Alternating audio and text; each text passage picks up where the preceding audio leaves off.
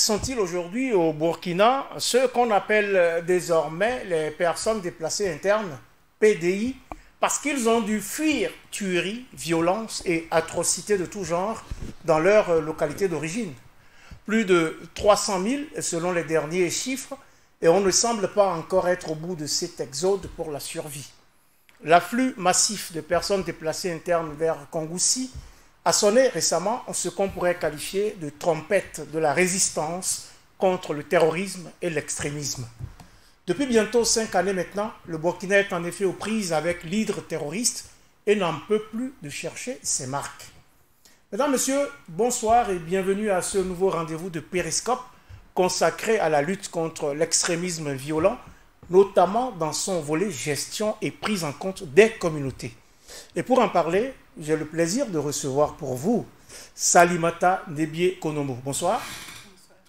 Secrétaire général du think tank citoyen Burkina International, Salimata Nebie-Konombo capitalise plus de 30 années d'expérience en matière de coopération et de développement, notamment au sein de l'unité d'action de la coopération canadienne au Burkina Faso, où elle a accompli l'essentiel de sa carrière. Analyste de politique et programme, elle s'engage ensuite dans une série de formations en gestion de paix et sécurité, achevant même plusieurs programmes en analyse des conflits, en prévention de l'extrémisme violent et en consolidation et maintien de la paix. En plus de développer des partenariats stratégiques entre des organisations de la société civile et des institutions nationales, Salimata Nebie-Konombo, qui met aujourd'hui ses compétences dans la formation continue et diverses représentations, a participé à plusieurs études et rencontres de haut niveau sur la contribution des communautés à la prévention de l'extrémisme violent au Sahel. Bienvenue sur le plateau de Périscope et merci d'avoir accepté notre invitation. Merci de m'avoir invité. Également sur le plateau de Périscope aujourd'hui, Poussi Sawadogo, c'est un habitué. Bonsoir, monsieur Sawadogo. Bonsoir. Diplomate et communicateur, monsieur Sawadogo est aussi enseignant, facilitateur de changement et auteur. Secrétaire général du gouvernement de 2013 jusqu'à l'insurrection populaire de fin octobre 2014, il opère aujourd'hui comme conseiller en formation à l'Institut d'accompagnement des carrières diplomatiques et internationales IACDI.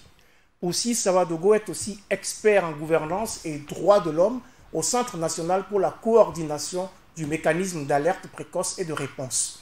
Last but not least, cet habitué de notre plateau dirige également le réseau ouest-africain d'édification de la paix au Burkina Faso. C'est le WANEP Burkina, dont il est le vice-président du conseil d'administration. Bienvenue, monsieur Sawadogo, et merci d'avoir accepté notre invitation. Merci, avec plaisir.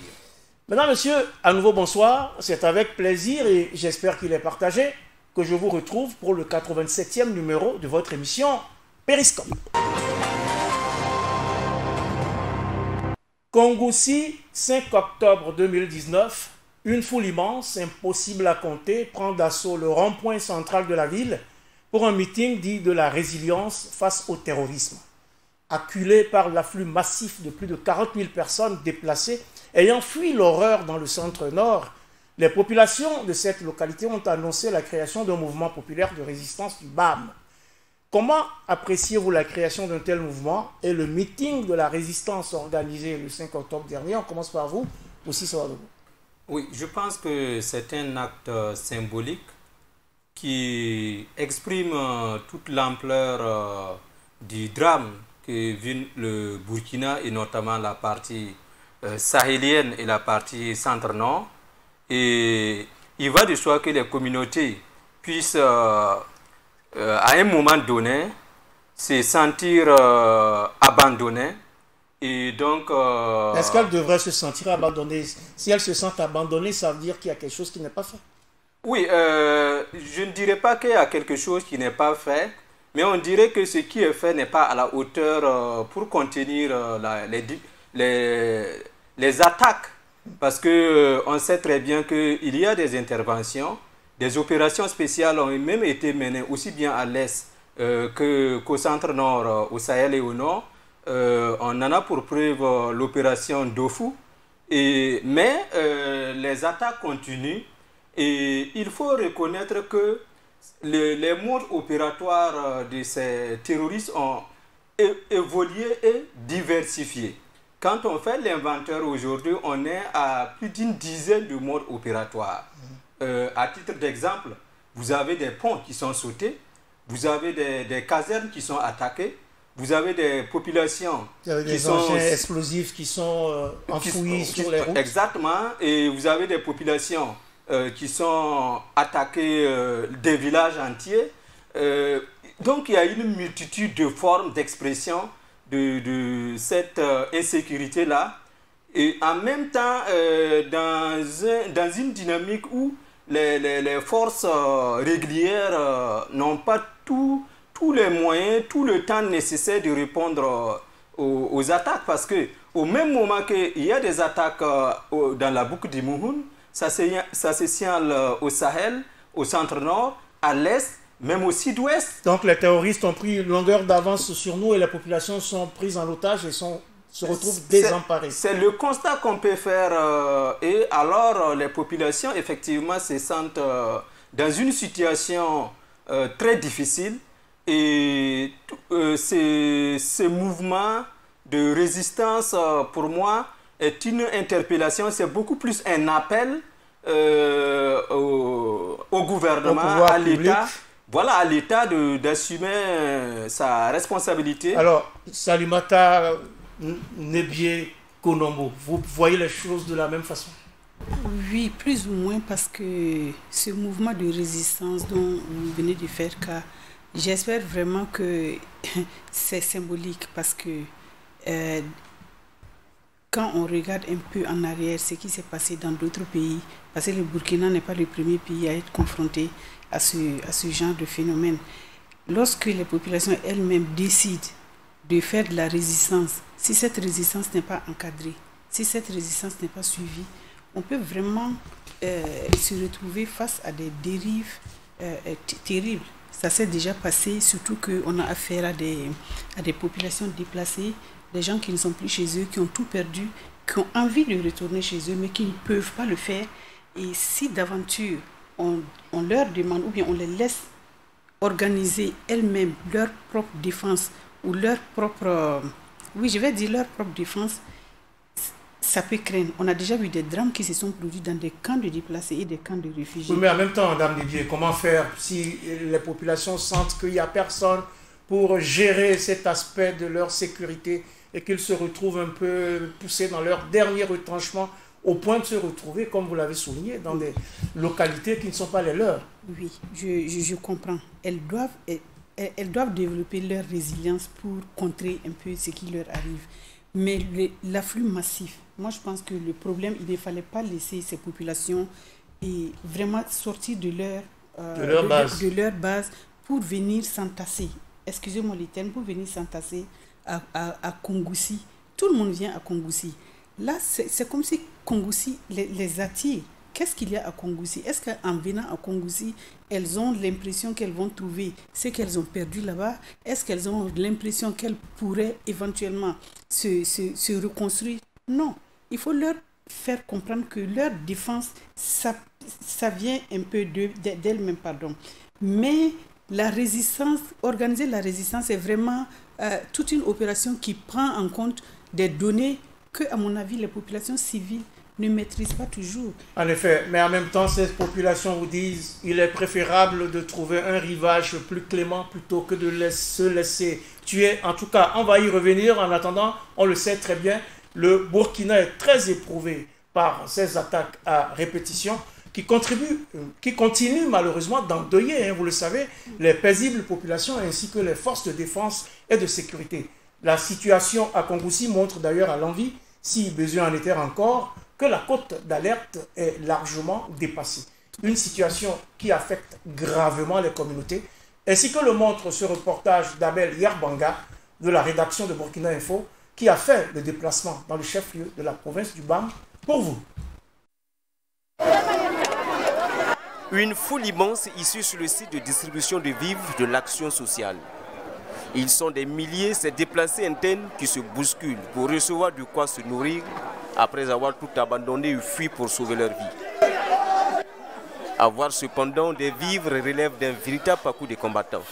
Il faut veiller pendant 3 à 4 jours au regard du nombre croissant des déplacés.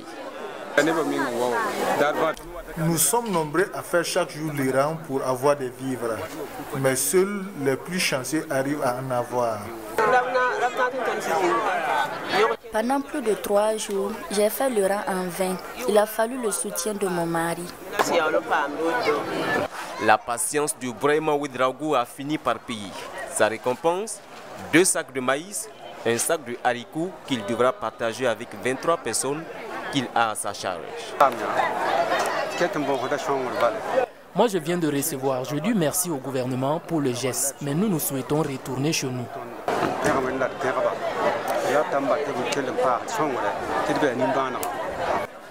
Ici, l'on plaide à un retour au calme, car la situation globale est alarmante. Au-delà des vivres que ces déplacés peinent à avoir, il y a aussi le problème d'abri. Nombreux sont ceux qui sont contraints de passer leur nuit à la Belle Étoile avec tous les risques possibles. Leur vœu, retourner dans leur village respectif, un vœu formulé à l'endroit de l'État.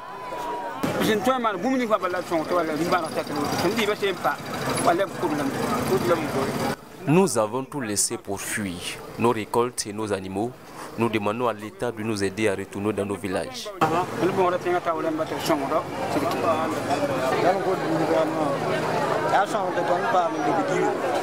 Nous ne voulons pas de la nourriture, ni des vêtements. Nous voulons simplement retourner chez nous.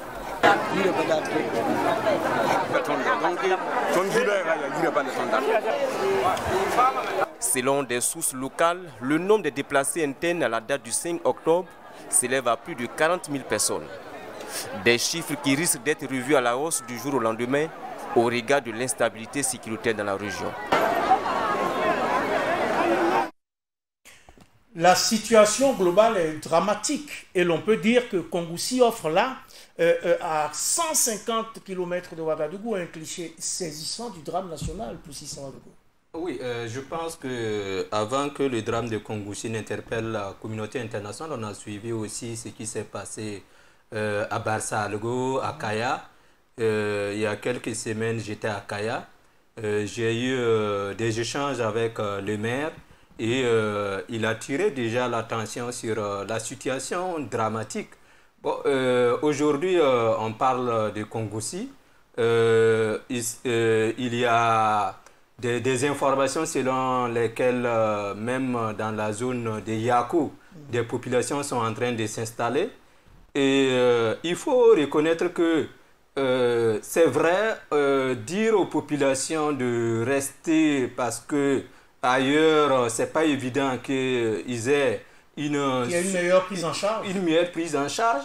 Mais devant l'urgence, chacun cherche à trouver donc une situation plus ou moins d'inquiétude. À sauver sa tête. Voilà, à sauver sa tête. Donc, quand on rencontre ces populations, quand on regarde la situation, on comprend. Parce que aucun d'entre eux, chacun dit on veut repartir chez nous. Parce que ce ne sont pas des gens qui manquaient de vivre, ni d'habitat, ni rien. Bon, c'est la situation sécuritaire. Donc, c'est de faire de telle sorte à renforcer les compétences de l'État, les possibilités de l'État, pour que si on doit les encourager à rester chez eux ou à repartir chez eux, c'est à l'État d'être prêt sur place pour assurer au quotidien leur sécurité. Ou à faire ce qu'il faudrait, Salimata Nebié, pour régler la question sécuritaire dans ces zones, ce qui risque de prendre énormément de temps. Mais comme on a pu le remarquer dans ce reportage, ces déplacés n'ont aucune envie d'être assistés. C'est parce qu'ils se recherchent. Ils demandent à l'État de trouver la solution pour qu'ils rentrent chez eux, comme vous l'avez dit tout à l'heure. Oui. Et c'est heureux d'entendre les populations quand même dire ouvertement, c'est pas de la nourriture qu'on veut, c'est pas des vêtements qu'on veut. On veut retourner chez nous. Parce que chez nous, on a encore les moyens de produire, on a les moyens de nous prendre en charge. Moi, je pense qu'il y a un travail en amont qui n'a pas été fait. Ce n'est pas une critique, mais c'est un constat que je fais seulement. Si le travail en amont avait été fait, on aurait pu anticiper quand même sur certaines choses. Ces drames-là ne devraient pas arriver parce qu'on connaît maintenant la situation. On sait que nous sommes dans une logique d'attaque tout azimut. Ils attaquent ici, ils attaquent là, au nord, au sud, au centre. Même à Ouagadougou aussi, ils ont attaqué. Mais imaginez-vous qu'à chaque fois qu'on attaque une localité, les gens, ils fuient. C'est cette logique de fuir des populations aussi que je n'arrive pas à comprendre. Il vaut mieux fuir plutôt que de se faire tuer. Non, mais écoutez, ce n'est pas des armées qui les attaquent quand même. Hein? C'est souvent un groupuscule, je ne sais pas, quelques personnes qui viennent, même si elles sont armées. 2 ou 3 personnes ne peuvent pas venir faire fuir toute une population. Il y a un souci quand même. Il faut qu'on accepte de regarder. Les gens ont capitalisé la terreur dans ces régions. Ils viennent, parfois même, ils ne tuent personne. Ils disent, vous dégagez dans 2 ou 3 jours, sinon on vient, on massacre tout le monde. Vous faites comment? Il y a la peur de chacun. Il y a le besoin de rester, de survivre. Oui, mais monsieur le journaliste, quand même. Et je me dis, on ne peut pas venir me déloger chez moi juste sur la base d'une menace, même si je sais que c'est une menace armée. Parce que vous savez, si tout le monde doit fuir, les villages aussi devraient quand même trouver en elles-mêmes des petites solutions endogènes. Je ne dis pas des solutions militaires, mais des solutions pour se protéger, résister un peu. Parce que la résistance, ce n'est pas venir le site de Kongoussi. Ils sont nombreux là-bas, mais même chez eux, ils auraient pu organiser la résistance. Un village, c'est quand même... Est-ce que ce sont les déplacés qui organisent la résistance à Kongoussi? N'est-ce pas plutôt la population du BAM qui se dit, avec ce qui se passe, il faut qu'on s'organise pour faire face à cette situation et donner un signal fort à l'État? Oui, aujourd'hui, ce mouvement de résistance est d'ailleurs porté par des organisations qu'on connaît. Il y a les balais citoyens, il y a d'autres organisations pilotes. Parce qu'en réalité, quand on regarde à quelques exceptions près, ce sont des femmes et des enfants qui ont quitté ces villages-là, qui sont dans des situations de précarité extrême, de vulnérabilité, de peur, et on ne voit pas ces gens-là en train d'organiser une résistance pour repartir en arrière. Au contraire, ce qui est là, si je prends le cas du centre nord, notamment de la zone de Barsalgo, il a été... le constat est que ce sont les hommes qui sont menacés, ce sont les hommes qui sont assassinés, soit de façon ciblée, soit on vient dans un village, on tue les gens. Donc, et les femmes qui sont restées, si les hommes ne sont plus là, et les hommes sont souvent obligés de partir. Et les femmes qui sont restées avec les enfants, bon, ce qui leur reste, c'est soit de chercher les autorités administratives pour se mettre à l'abri ou d'aller dans les camps qui ont été, donc les sites qui ont été ouverts, notamment à Barsalgo. Et d'autres sont venus s'installer à Kaya. Donc la plupart du temps, ce sont des femmes avec des enfants qui sont dans ces... Parfois même des enfants en bas âge. C'est ça, qui sont dans le mouvement de déplacement massif. Les hommes ont disparu, ils sont dans la nature. Donc en réalité, ce n'est pas que il n'y a pas une volonté de résistance, mais il faut comprendre la façon dont les choses se passent. C'est vraiment la surprise. On crée la surprise, la psychose. On vient, on tire sur un marché, vous ne savez pas. Ou bien, bon, vous sortez, vous voulez aller au champ, on vous intercepte, etc. etc. Donc, il y a une certaine peur. Et quand on voit même la façon dont on surprend nos forces de défense et de sécurité, ça veut dire qu'il y a des niveaux. Quand on attaque les villages, ce n'est pas la même chose que quand on a attaqué Koutoukou. Ce n'est pas la même chose que quand on a attaqué Nassumbu. Donc, ça veut dire qu'on a l'impression de quelque chose de très organisé qui s'ajuste par rapport à la cible. Quand ils veulent sauter un pont, ce n'est pas le même arsenal qu'ils vont utiliser. Donc, et quand on se met à la place de la population, on peut comprendre le repli et même la fuite. Mais c'est à l'autorité, dans la mesure du possible, de sécuriser. Parce que les populations le disent, que ce soit à Arbinda, que ce soit à Dablo ou à Barsalgo, ils disent nous voulons repartir chez nous. Nous ne sommes pas des nécessités. Nous sommes c'est une situation d'insécurité qui s'est posée. On veut bien repartir, mais nous demandons à l'État d'assurer notre sécurité. Et à l'État donc d'assurer la sécurité. Même le mouvement dont il est question, ils ont demandé à ce que les jeunes soient formés et que l'État leur dote d'armes. Donc, mais ça montre jusqu'où c'est juste une intention. Parce que s'ils n'ont pas d'armes, s'ils ne sont pas bien formés, eux-mêmes ils sont conscients.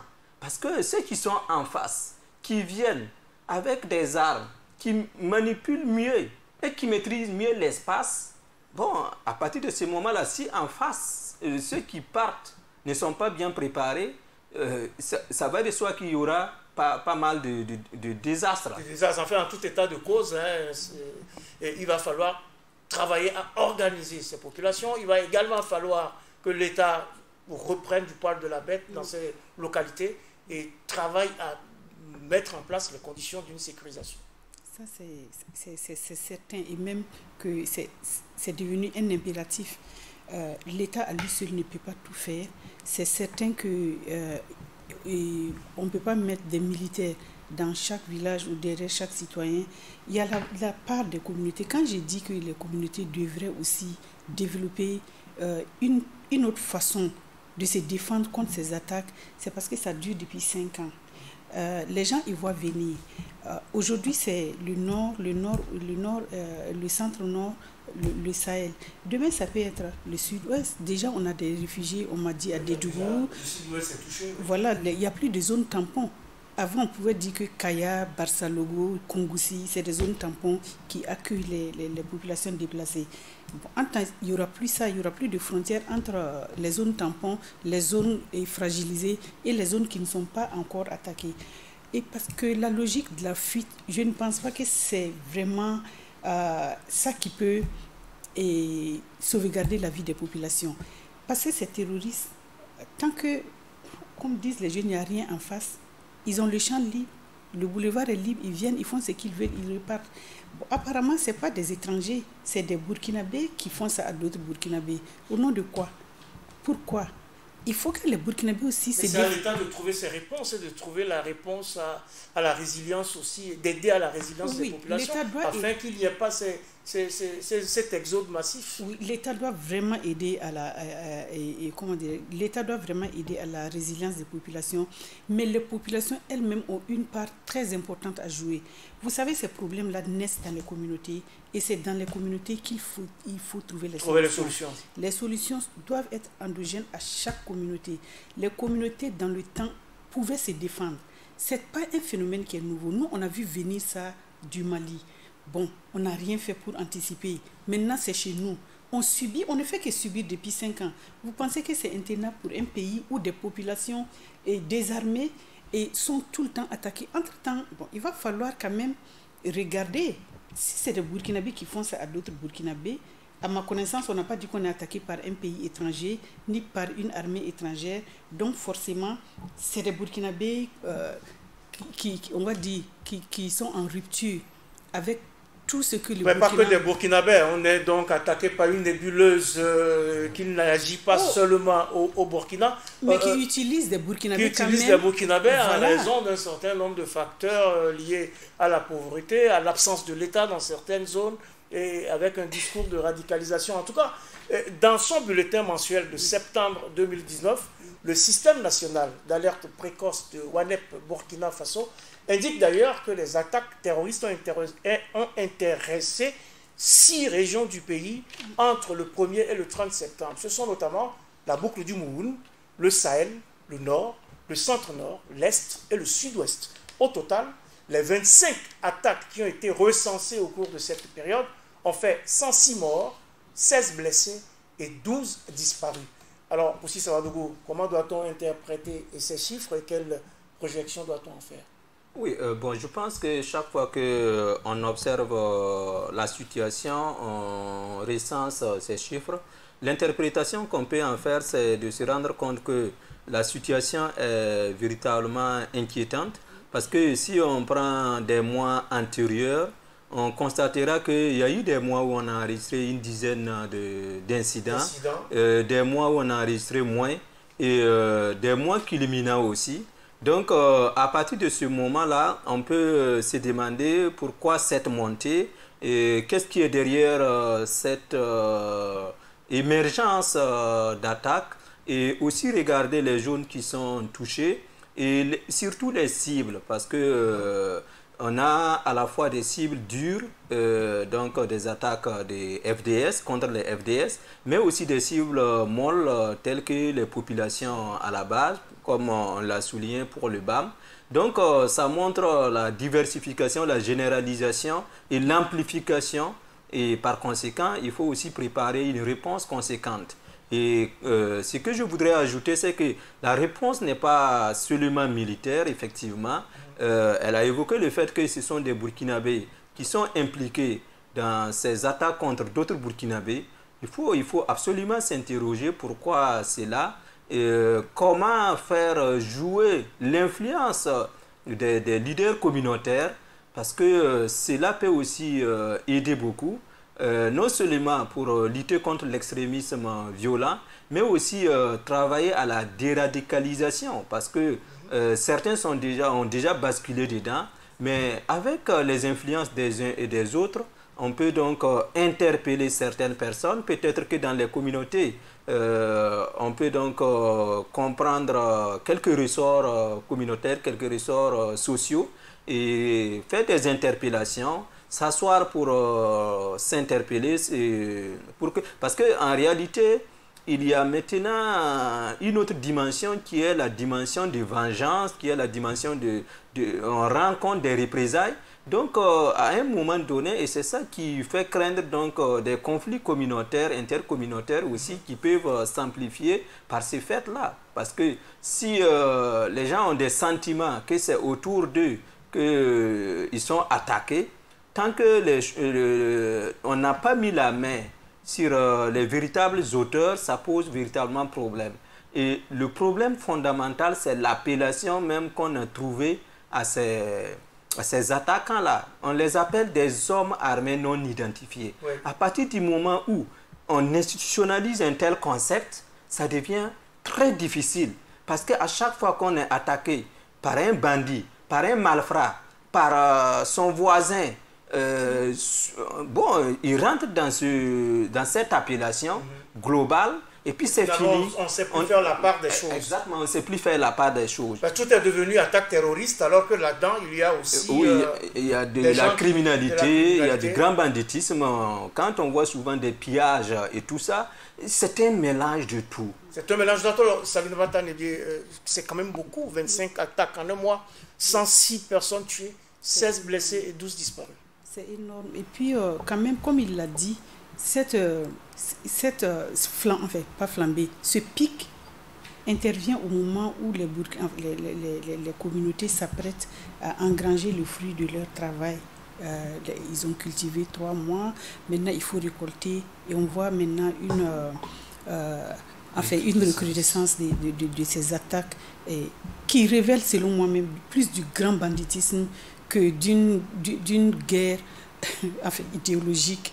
Je ne voulais pas parler de guerre asymétrique. Bon, on nous a dit que c'est une guerre asymétrique, des hommes identifiés, n'importe qui. Des hommes armés non identifiés. Voilà, donc n'importe qui, aujourd'hui, comme il a dit, peut s'armer et puis venir faire du mal à qui il veut. Et on va le mettre dans ce carcan-là. Mais moi, je trouve que, apparemment, c'est une stratégie qui veut, selon toute évidence, couper les populations vraiment de leurs moyens de vivre, de leurs moyens de survie. On attaque les villages, on abandonne les champs, on va attaquer les sites d'orpaillage, parce que même si c'est illégal des fois, c'est quand même ça qui permet à beaucoup de gens de vivre. Et eux, ils prennent possession des champs, des sites, ils font tout ce qu'ils veulent. Du bétail, ils font ce qu'ils veulent. Bon, et maintenant, tout cela a des conséquences extrêmement graves sur la sécurité humaine de ces populations. La sécurité humaine dans toute sa dimension, ils ont tout perdu, ils ne peuvent pas s'alimenter normalement, les enfants ils ne vont pas à l'école, c'est la rentrée. Et là, certains qui voudraient que le Burkina puisse perdre tout son système administratif, éducatif, santé, ils ont gagné sur ce plan. Parce qu'on dit quoi? Et en ce moment, ces personnes se retournent contre l'État. Oui, puisqu'on me dit qu'il y a plus de 300 000 enfants qui risquent de ne pas aller à l'école du fait de l'insécurité. Ils ne peuvent pas se soigner du fait de l'insécurité. Ils ne peuvent pas se déplacer du fait de l'insécurité. Vous savez qu'il y a des localités au Burkina aujourd'hui, pour 20 km à parcourir, les gens vont mettre 2 jours. Ils vont faire des grands détours pour se prémunir parce que, bon, ils ne sont pas en sécurité. Et ça, c'est compliqué. Là, je parle vraiment des populations. Je ne parle pas des FDS. Pour les FDS, on ne peut rien dire. Ils sont au front ils risquent leur vie tous les jours pour nous protéger. C'est tellement difficile pour eux que vraiment je préfère ne même pas en parler. Mais les populations elles-mêmes, qu'est-ce qu'on peut leur donner comme moyen de résistance? Qu'est-ce qu'on peut leur donner comme moyen de résilience? Parce qu'on dit que les leaders communautaires peuvent aider, mais il faut donner... les moyens qu'il faut à ces leaders-là. Non, même les moyens, il faut quand même leur donner des outils pour qu'ils puissent réellement faire leur travail dans un contexte d'insécurité. Les leaders ont déjà de l'influence sur les communautés, mais dans un contexte d'insécurité, dans un contexte de guerre qui ne dit pas son nom, quand même, il faut leur donner certains outils que les gens ont développés qui peuvent permettre à ces leaders vraiment de faire un travail en profondeur pour permettre aux communautés de disposer de moyens sûrs et durables pour faire face, et pour être un contrepoids même, je vais dire. Alors, finalement, on l'a dit suffisamment et à longueur d'émission. C'est une situation qui perdure. Ça fait 5 années que c'est là. Il y a eu des alertes. C'est pas faute d'alerte. Vous-même, vous pilotez une structure d'alerte précoce. Finalement, à quoi servent toutes ces alertes? On aurait pu dire qu'elles ne fonctionnent pas pour enrayer le danger. On aurait pu dire que finalement, est-ce que vous n'avez pas souvent, pour Poussy Ouagadougou, l'impression de prêcher dans le désert? Oui, on peut le dire, mais ce qu'il faut savoir, c'est qu'en termes d'alerte, c'est une interpellation. Et quand on interpelle, il y a donc plusieurs niveaux. Il faut d'abord avoir la bonne information pour interpeller. Ensuite, analyser cette information pour orienter les décideurs et permettre aux décideurs donc, de prendre la bonne décision. Et une fois que la bonne décision est prise, il faut avoir les moyens d'opérationnaliser la décision. Et à ce niveau-là, le plus souvent, soit la décision prend du temps à être prise, soit on peut prendre la décision, mais son opéralisation demande plus de moyens, plus d'approche, plus d'analyse, qu'on a l'impression souvent qu'on pêche dans le désert. Mais je pense qu'il faut regarder la situation de façon globale, parce que le plus souvent, c'est vrai, nous vivons la situation aujourd'hui, on l'a observé de loin, d'abord en Algérie, la Mauritanie a connu la même situation, le Mali à côté avec ce qui s'est passé en Libye, le Niger, la région de Difa. Je vois qu'il y a un livre, une annonce de livre que vous avez partagé sur la plateforme WhatsApp et qui montre comment un ancien gouverneur de Difa a écrit même son expérience de 2 ans, comment il a géré cette situation avec Boko Haram. Je pense que, bon, de Ouagadougou, c'est confortable de faire des alertes, de faire des analyses, de faire des interpellations. Et de temps en temps, je discute avec les autorités régionales du Centre-Nord et je comprends comment c'est très difficile avec les moyens dont nous avons, dont elles ont à leur disposition pour répondre aux défis de terrain. Souvent, on peut véritablement comprendre toute la difficulté. Oui. Mais c'est vraiment, on ne peut pas en même temps dire comme c'est difficile, il ne faut pas avancer. Mais je pense qu'au fur et à mesure qu'on avance, au fur et à mesure que la situation se précise, bon, il va de soi qu'il faut que nous-mêmes nous développons davantage notre façon d'analyser les situations et d'anticiper pour pouvoir donc permettre à nos populations de vivre dans la quiétude. Alors, Salimata Nebié, parce que c'est difficile, il faut continuer d'alerter, mais il faut également développer des initiatives. Ce mouvement populaire de résistance du BAM qui se crée donc ainsi, vous l'avez souligné tout à l'heure, il faudrait pouvoir canaliser ce mouvement-là. Comment le faire pour que justement il ne parte pas dans tous les sens et travaille dans le sens du bien commun pour la sécurité réelle des populations?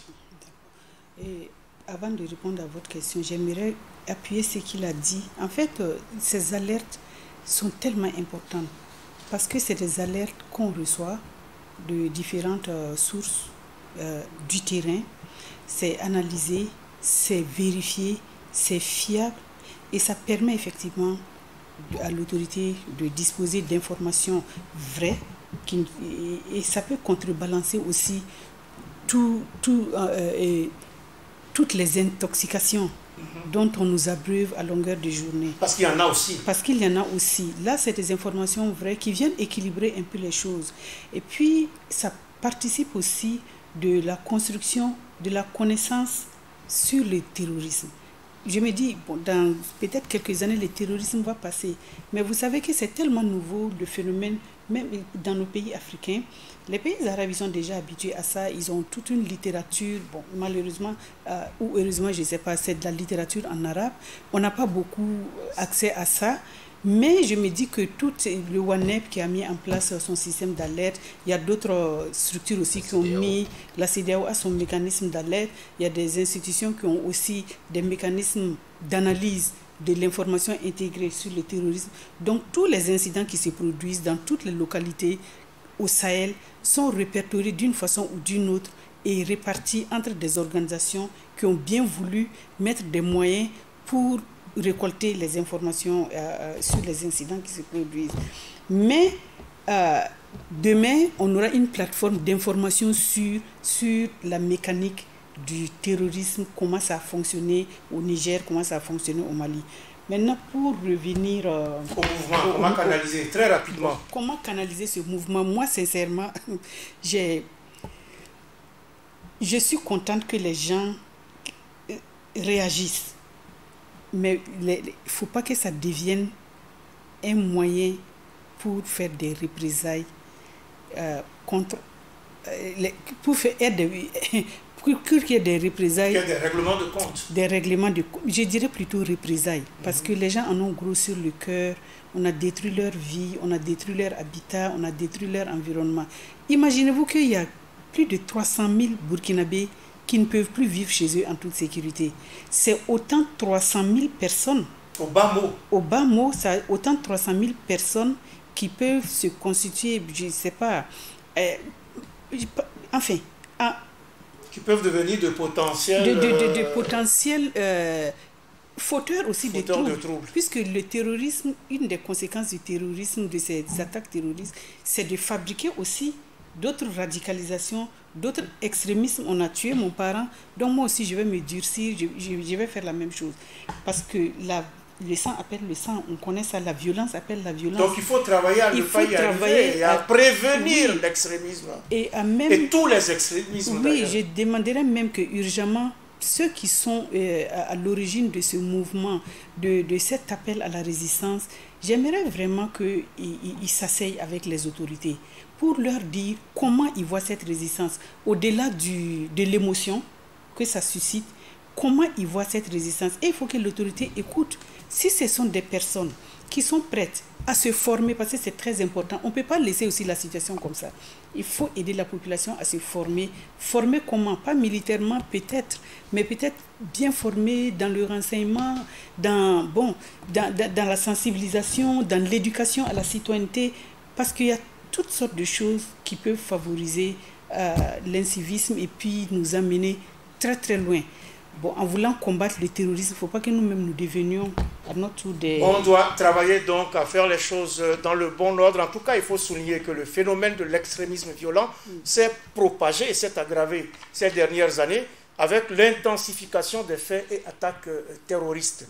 Une situation qui avait du reste amené l'Assemblée générale des Nations unies à adopter en février 2016 un plan d'action pour la prévention de l'extrémisme violent. Ce plan est assorti de 70 recommandations et ce plan préconise, je cite, une approche globale comprenant des mesures essentielles de lutte contre le terrorisme, axées sur la sécurité, mais également des mesures de prévention systématique qui s'attaquent directement aux causes sous-jacentes et qui conduisent donc des individus à se radicaliser et à rejoindre ces groupes extrémisme violent.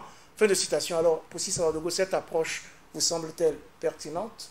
Oui, je pense que c'est connu depuis longtemps, pas seulement ces dernières années. Si un pays est confronté à une telle violence, il faut aller voir les racines de l'arbre.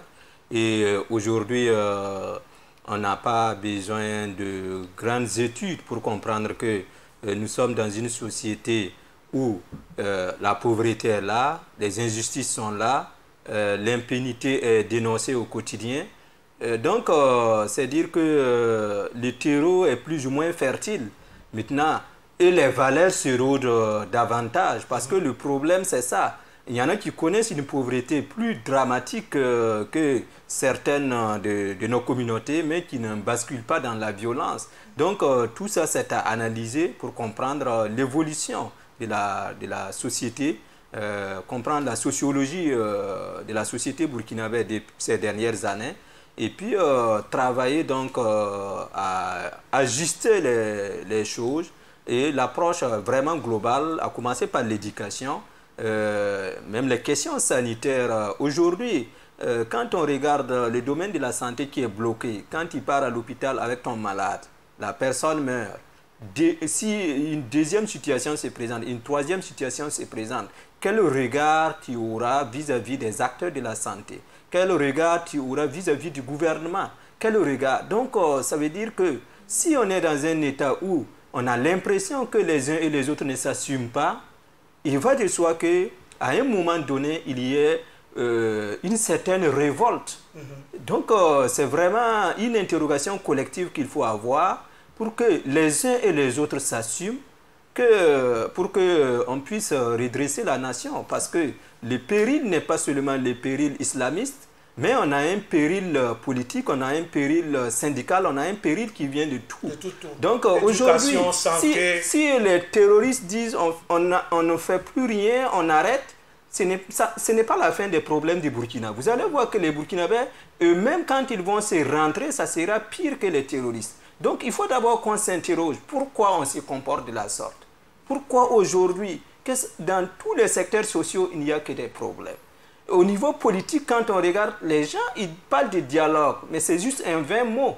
Il n'y a pas de contenu pour ce dialogue. Il n'y a que des paroles pour Sissi Ouagadougou. En tout cas, cette démarche globale est également celle dans laquelle s'inscrit le groupe Think Peace. C'est un groupe de réflexion, d'influence et d'action pour la paix et la gouvernance. Ce groupe a remis au ministre de la Sécurité, le 26 septembre dernier, sa note analytique sur le rôle des communautés dans la mise en œuvre des stratégies nationales de prévention et de lutte contre l'extrémisme violent des pays du G5 Sahel élargi au Sahel. Témoignage dans ce reportage de Mouniratou Semporé de la rédaction de Burkina Info. Aujourd'hui confrontés à la nécessité de garantir la sécurité des populations, les pays africains doivent également relever les défis du développement.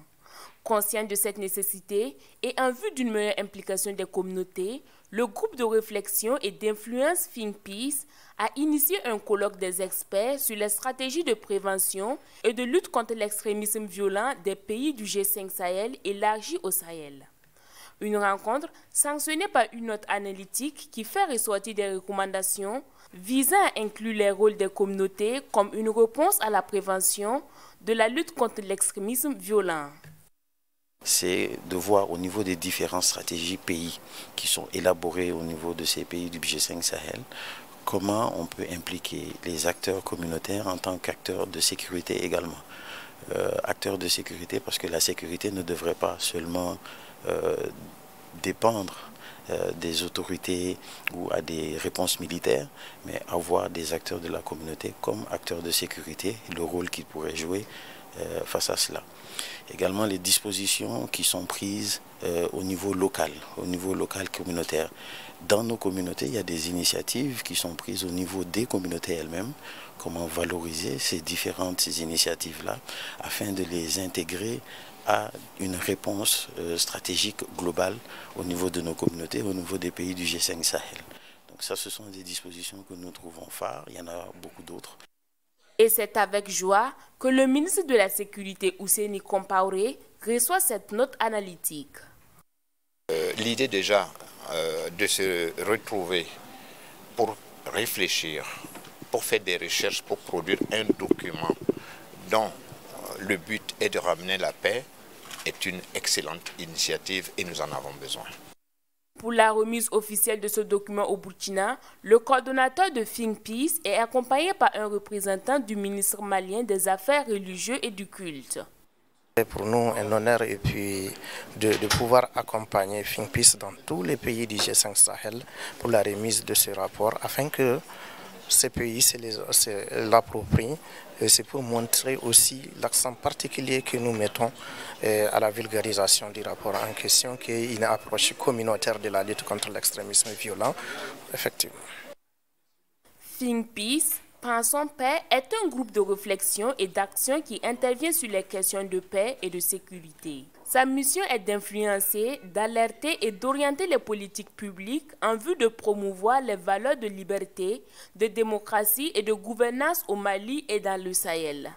Ma consoeur Mouniratou Semporé, qui nous rendait donc compte de la remise de la note analytique de Think Peace, Pensons Paix, sur le rôle des communautés dans la mise en œuvre des stratégies nationales de prévention et de lutte contre l'extrémisme violent. Alors, Salimata Nebié, cette note résulte elle-même du colloque qui s'est tenu les 18 et 19 décembre 2018 à Bamako et qui a réuni des experts de la question. Quelle est la fonction principale de ce rapport et quelles en sont les lignes de force? Bon, en fait, ce rapport, son originalité était qu'on a pu rassembler des professionnels de la sécurité, de la défense et de la sécurité des 5 pays membres du G5 Sahel et aussi des universitaires et des think tanks, des centres de réflexion stratégique.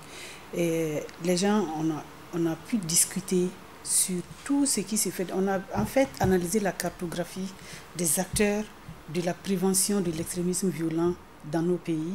On a aussi regardé quelles sont les initiatives les plus porteuses, les expériences les plus prometteuses, les expériences réussies qui se font dans la région et comment on pouvait partager les bonnes pratiques.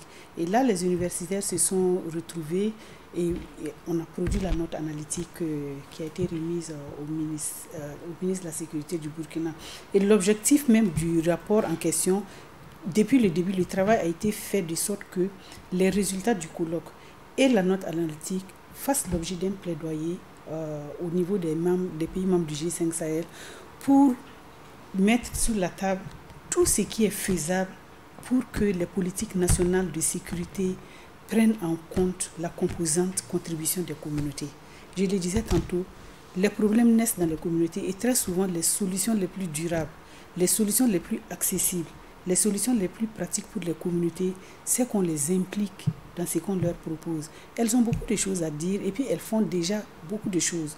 Mais depuis le mois de décembre, je vois que, j'observe la situation dans la sous-région, je vois que la plupart de ce que nous avons recommandé, c'est déjà en application dans beaucoup de pays. Comme quoi, par exemple, rapidement?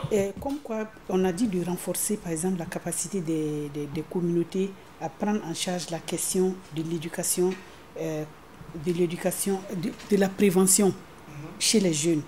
Ouais. Donc, on peut voir des mesures de renforcement de capacité des leaders communautaires et des personnes d'influence en matière de prévention, de l'extrémisme violent. Oui. Et il y a beaucoup de partenaires qui mettent quand même des ressources à la disposition des organisations de la société civile pour qu'elles disséminent un peu certains outils d'analyse, certains outils de collecte, certains outils de compréhension, parce qu'avant de faire de la prévention, il faut comprendre le phénomène, il faut savoir le détecter, il faut savoir l'analyser, il faut savoir le prévenir, et puis il faut savoir en parler à ceux qui peuvent être perméables à un discours radical. Parce que si vous regardez au Sahel, des pays qui vivaient pratiquement en pleine liberté, en paix, comment se fait-il que des jeunes subitement soient devenus sensibles, soient devenus perméables à un discours extrémiste, à un discours violent, au point de se radicaliser et au point de tomber dans le terrorisme et même passer à l'acte. Et puis cette note quand même ne remet pas en cause les solutions militaires que les pays sont obligés aussi de mettre en place. Mais on leur demande tout simplement d'associer aux mesures militaires et à la composante militaire de la lutte, vraiment la composante prévention. Tout part de là et je pense que si la prévention est faite en amont, est faite au milieu, enfin, en intermédiaire, l'un dans l'autre, ça devrait donner des solutions pour une paix, pour au moins pacifier certaines zones.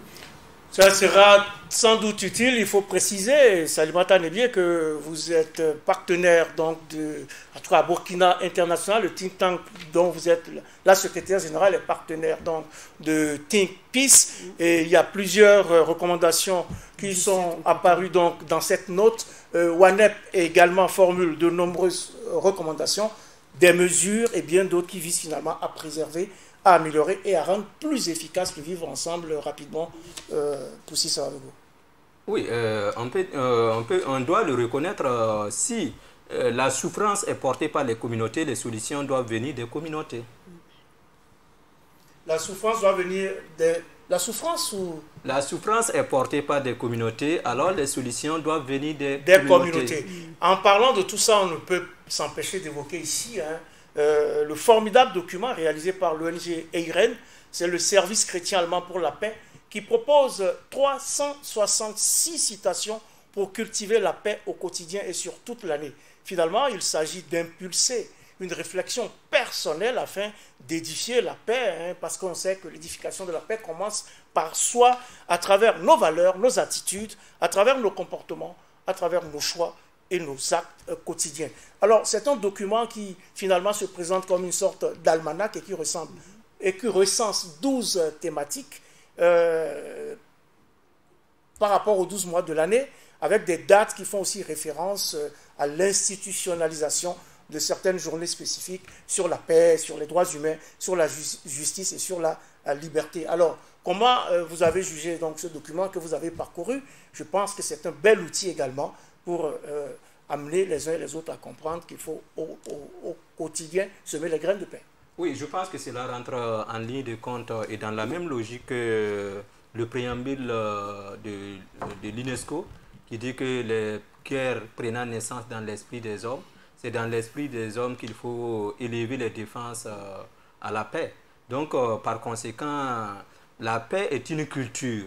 Et pour que cela puisse se faire, il faut éduquer au quotidien, il faut cultiver au quotidien la paix. Donc, on ne peut donner que ce qu'on a. Si on a la paix, on donne la paix. Alors, il faut travailler à ce que chacun de nous puisse avoir en soi, à l'intérieur de soi, la paix et pouvoir donc donner cette paix. Il faut donner cette paix. Salimata Nebié Konombo, c'est un document formidable, vous l'avez parcouru. Comment voyez-vous aussi la perspective? Moi, je l'ai parcouru, j'ai retenu surtout le mois d'octobre. Le mois d'octobre est placé sous le signe de tout ce qui peut justement construire la paix.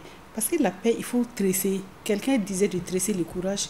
La paix aussi, il faut tresser. Et tous les ingrédients qui sont dans le mois d'octobre, c'est la justice, l'injustice, comment il faut combattre l'injustice, comment il faut mettre la justice en place, la bonne gouvernance, l'éducation. C'était le mois, on a même fêté le 5. Chaque jour a une fête, la journée internationale de l'enseignant. Aujourd'hui, c'est la journée, pratiquement... La lutte contre la pauvreté, il y a plein de journées, voilà. Ainsi de suite. Donc tous ces ingrédients mis bout à bout, tressés ensemble, ça peut donner la paix. Mais moi, c'est que j'ai vraiment aimé, ce mois-ci, on met 3 hommes qui ont quand même façonné les valeurs de paix dans le monde. Il y a Nelson Mandela, il y a Gandhi et puis il y a Martin Luther King.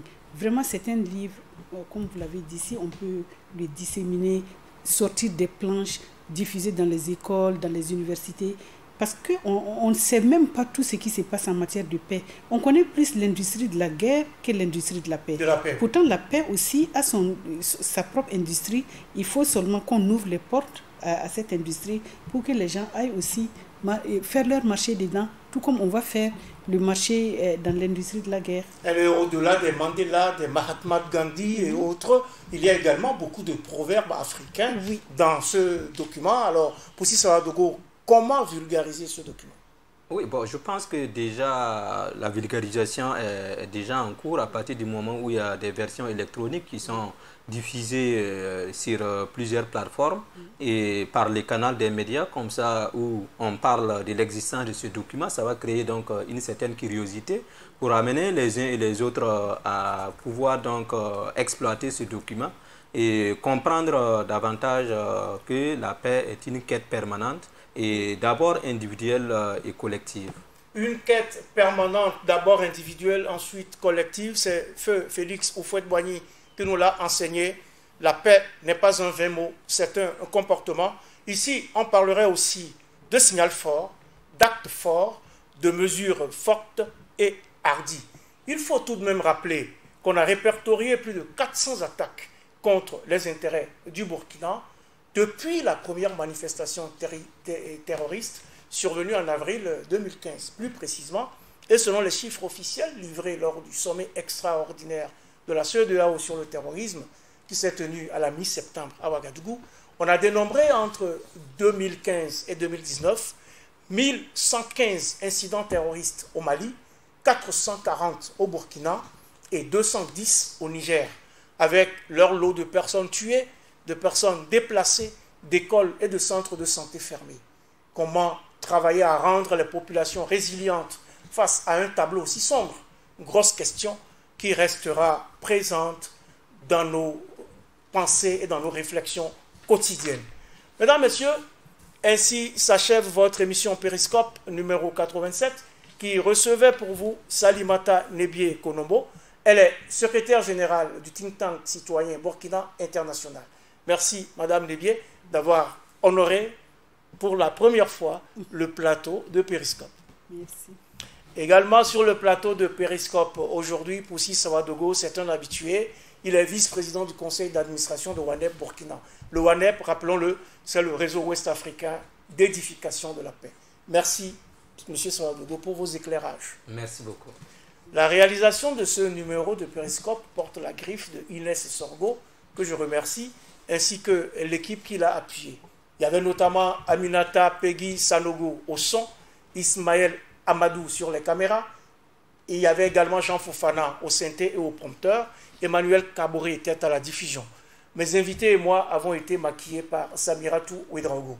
Merci à toute l'équipe d'encadrement, Jean Fofana au service technique, Valérie Zongo à la production et Théophane Ouedraogo à la programmation. Merci à vous toutes et à vous tous pour votre fidélité à cette émission et n'oublions pas, comme je vous l'ai dit chaque semaine, de prendre soin les uns des autres, surtout en cet temps troublé où chaque matin que l'on découvre est une grâce infinie et chaque manifestation de solidarité une victoire. Mais prenons également date pour le prochain numéro de Périscope. Même jour, même heure, sur la chaîne qui vous donne les clés du monde.